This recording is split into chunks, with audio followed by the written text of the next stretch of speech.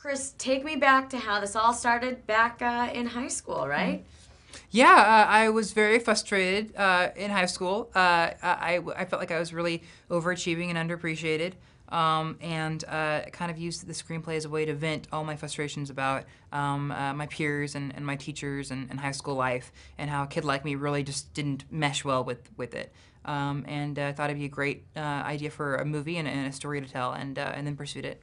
And this all started off as basically like a 10-minute script, more or less, right? And you would perform it, and then now it's a full-length film. Well, it first started because I was a very eccentric kid. So even when I was 16, I knew it was going to be a movie someday. I felt it in my bones. I knew that I could make it into a movie. So I tried doing a screenplay first, and then took the story and used it as an event in speech and debate. And it was 10 minutes, and I was every character, and tried to combine the whole story in a very short amount of time. So it's been with me in many different forms for a while.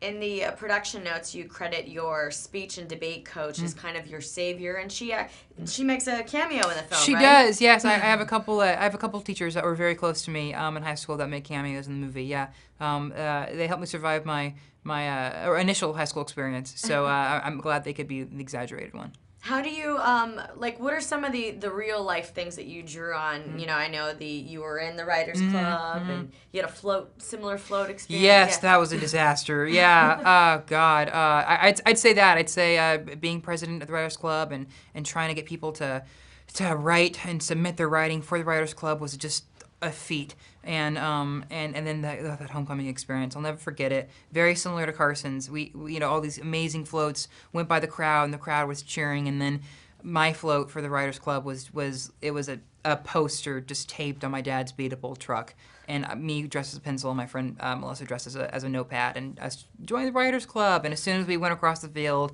it just went dead. Everyone just felt so bad for us.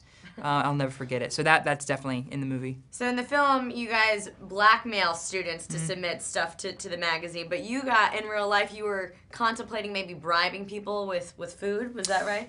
Oh yes, we would say that we had food there for the kids that were cheap and didn't want to spend money at lunch. Come have a cookie with us and write for us. But it didn't really work. No, kids really don't like writing, even when cookies are bribed. Tell me about working with this cast, and I know when you were writing this, initially you had Allison in mind, right? Yes, from day one, I always had Allison Janney in my mind to play Cheryl, and she was the only person that I really wanted to pursue for the role. And I'm still in shock that she's in it, because she's in my brain for so long, which is kind of creepy. I hope she's mine.